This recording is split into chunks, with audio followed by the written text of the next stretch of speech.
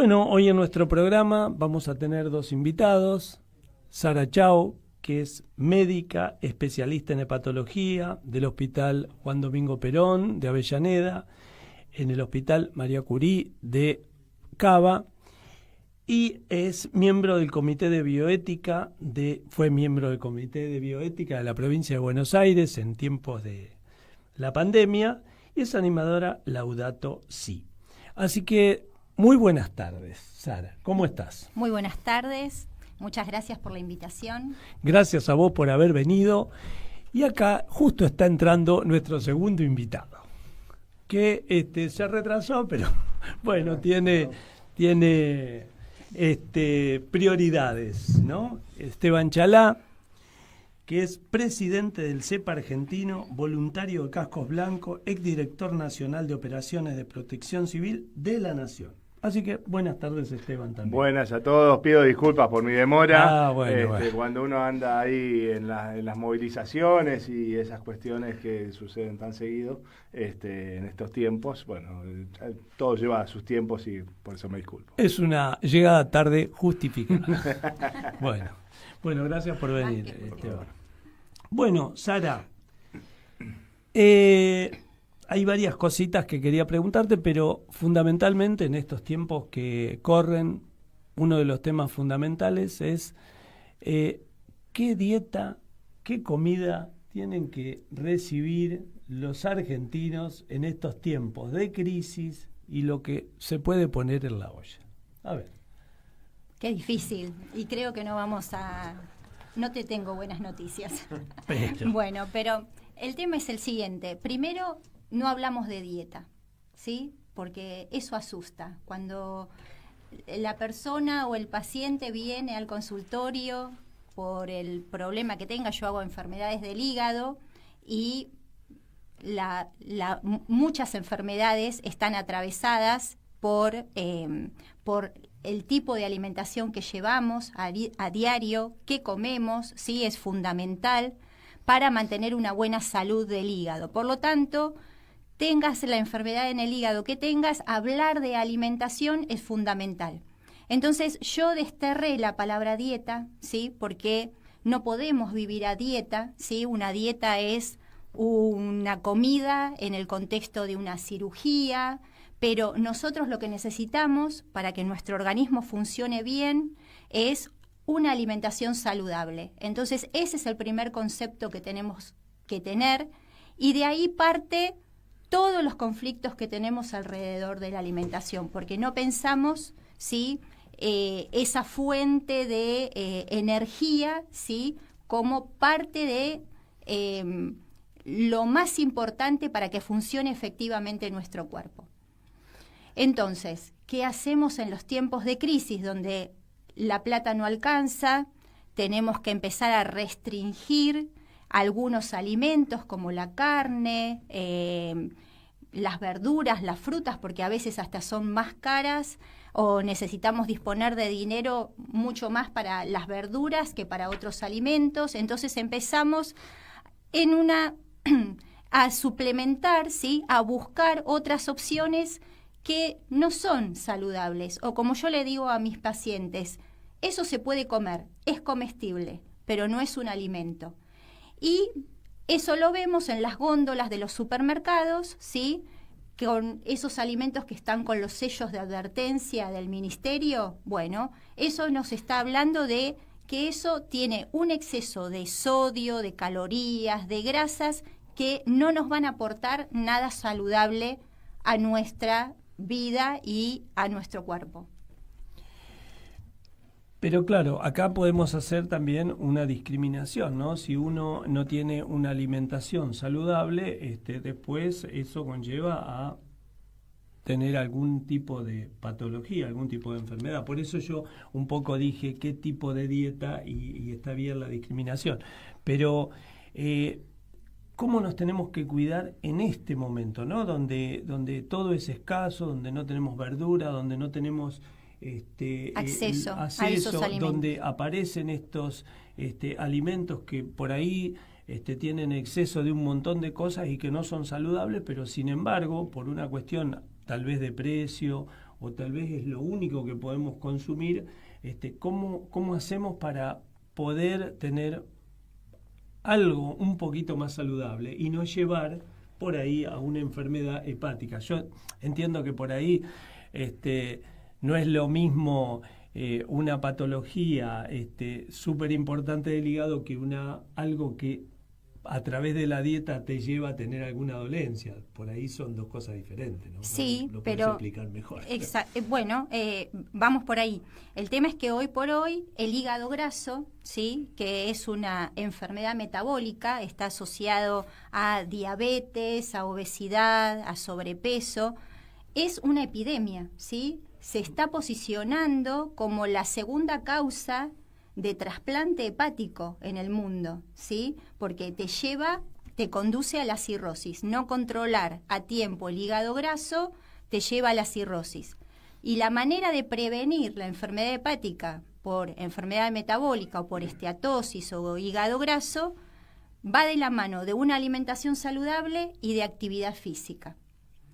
Ahora, yo te podría decir, bueno, ahí yo a los pacientes le indico por lo menos son 10 cosas que ya vamos a ver, se los voy a dejar para el final, pero hay 10 que yo digo, bueno, con esto, eliminando estas cosas de la dieta, podemos mejorar nuestra alimentación.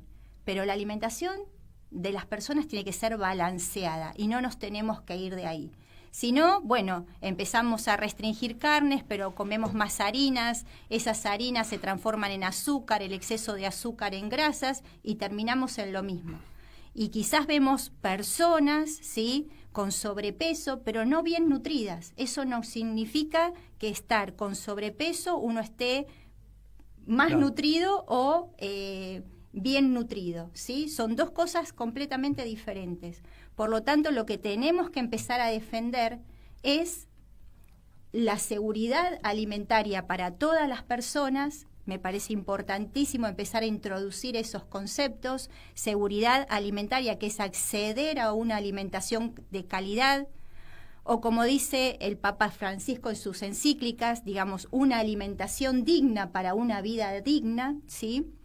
Y el concepto de soberanía alimentaria, que es el derecho de los pueblos, ¿sí?, a tener políticas, ¿sí?, basadas en qué quieren sembrar, cómo quieren alimentarse. Y eso también es parte de nuestra cultura, porque, digamos, todos sabemos que en casa se cocina de una manera, tenemos costumbres, desde niños que nos enseñan a comer una cosa o la otra porque es tradición familiar, y eso también es parte de nuestra cultura.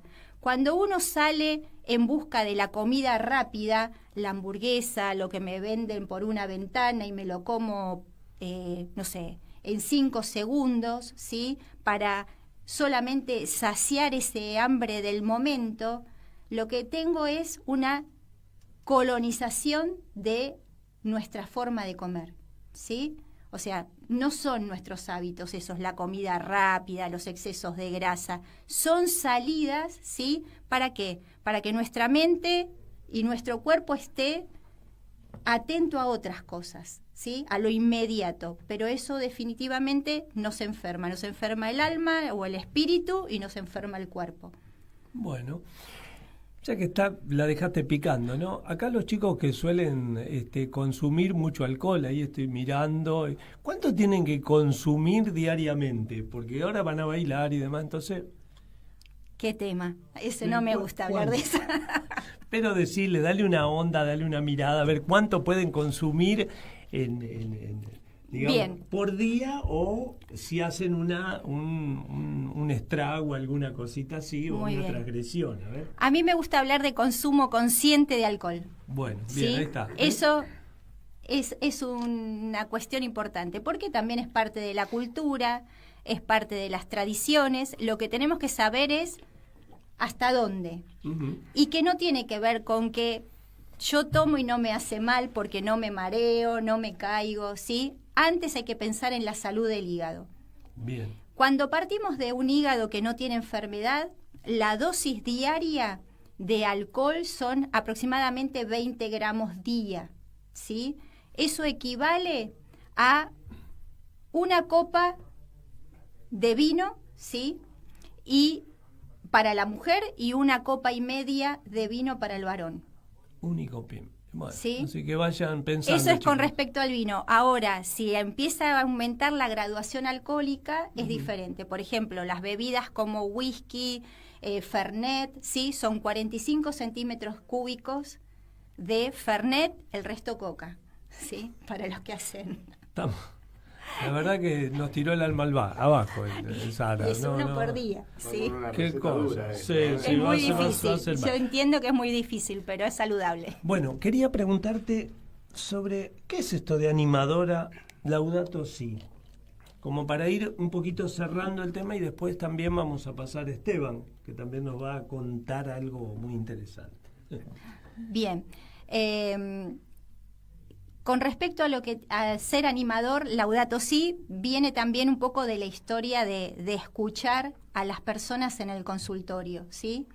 Porque, digamos, uno está acostumbrado a ver el laboratorio, ¿sí? Ver la ecografía y se puede quedar con esa fotografía de la persona. Pero cuando vos empezás a indagar, empezás a ver qué dificultades tiene la persona también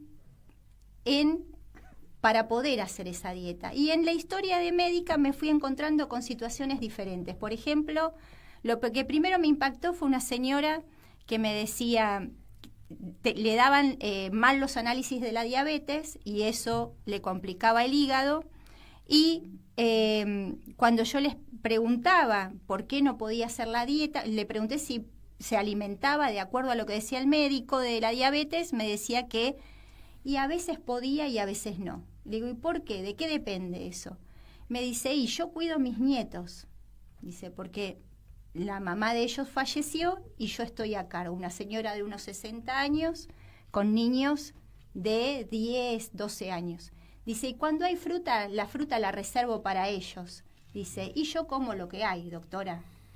Eso fue lo primero que me hizo pensar de que mi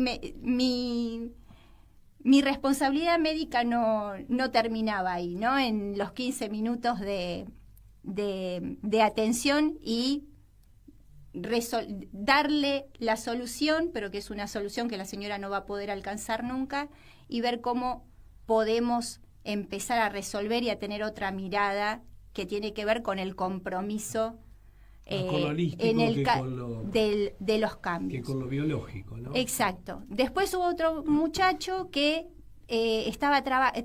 hacía 2 años que estaba trabajando en camioneros y claro, cuando se le altera el hepatograma lo mandan al hepatólogo para ver si no tiene que ver con alcohol y lo que había pasado, él no consumía alcohol. Él trabajaba, quería trabajar y no consumía alcohol, pero tenía alterado el hepatograma.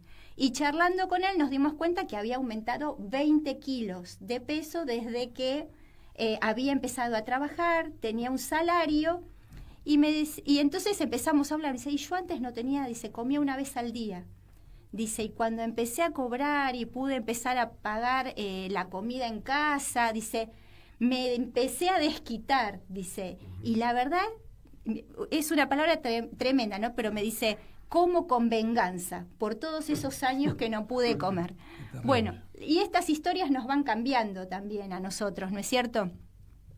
Y el primero que yo escuché que tenía una mirada integral desde la salud del planeta y la ecología integral que incluye a todas las personas es al Papa Francisco.